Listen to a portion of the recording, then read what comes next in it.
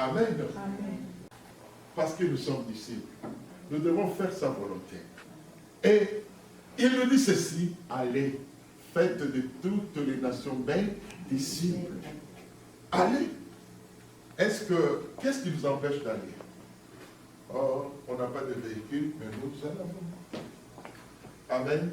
On n'a pas la possibilité, mais on peut payer $3,25 sur 75 le bus pour aller évangéliser à ouest, à est, sud, nord. Qu'est-ce qui nous empêche? Est-ce que tu es vraiment disciple? Alors faites ta part. Alléluia. Dans la prière, dans la célébration, le programme de l'Église, ce ne sont que des disciples qui vont obéir. Amen. Gloire à Dieu. Bien-aimé, j'ai donné des exemples. Là, Socrate était un grand penseur, Socrate, de tout le temps. Ça, c'est la philosophie. Le pensée de Socrate. Mais il a formé aussi son disciple qui est. Socrate, son disciple, c'est Platon. Et Platon aussi a donné naissance. Son fils spirituel, c'est Aristote. Aristote qui dit, l'homme, c'est un animal raisonnable. Voilà. Donc, tout s'est commencé par Socrate. Il a eu un disciple. Et le disciple, il a aussi donné naissance à un autre disciple. Et le cœur est en train de grandir. Mais pourquoi nous, dans l'église, on va être seuls? Ça, ce n'est même pas l'économie, c'est l'égoïsme. Dieu t'a sauvé pour aller sauver d'autres. Alléluia. Amen. Et notre maître, c'est qui ce? Jésus. Nous ferons la volonté de Jésus. Et la volonté de Jésus, nous la trouvons où? Dans sa parole. Alléluia.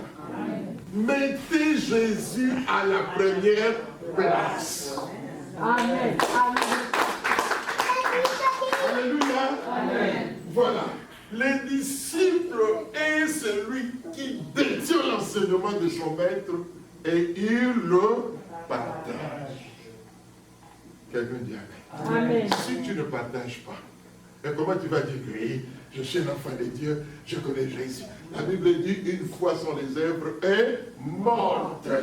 Une foi, tu as la foi, mais tu n'as pas des œuvres. Oh là là, problématique. Amen. Amen.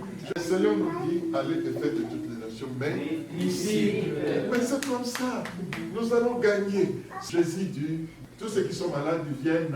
Amen. Amen. Amen. Écoutez, si Socrate avait formé des disciples, Platon et Aristote, une grande compagnie. Mais Jésus dit, qui te dit, je suis la résurrection et la vie. Socrate est un grand penseur, mais Jésus Christ est le grand des grands. Amen. Amen. Jésus n'a jamais parlé de Socrate, ni d'Aristote, mais eux, si vous regardez leurs écrits, vous allez voir qu'ils ont plagié un peu quoi? La Bible. Amen. Bien aimé, si vous écoutez aujourd'hui sa voix, n'enrichissez pas votre cœur. Platon n'a jamais dit, je suis la résurrection et la vie. Ni Aristote, ni Bouddha. Mais Jésus, remarquez la différence. Je suis la résurrection et la vie. Et celui qui donne la vie, c'est Jésus qui donne la vie. Qui donnera la résurrection à Socrate? Jésus. Amen. Amen. Même à Bouddha. Amen. Je m'esquive. Je ne le calomnie pas. Mais Aristote est comme ça. Il ne peut pas bouger. Il ne peut pas bouger. Bouddha est comme ça. Il ne peut pas bouger. Malgré les hommages. Mais ces gens-là ne peuvent plus bouger. Mais ils sont dans leur tombeau. Mais quand on va à Jérusalem, et on dit que je veux voir le tombeau de Jésus, il y a des soldats qui gardent, ils diront que, les premiers évangélistes, oui, le tombeau est là, mais le monsieur n'est pas là. Il est revenu à la vie. Vous voyez la différence? Les grands des grands, c'est Jésus.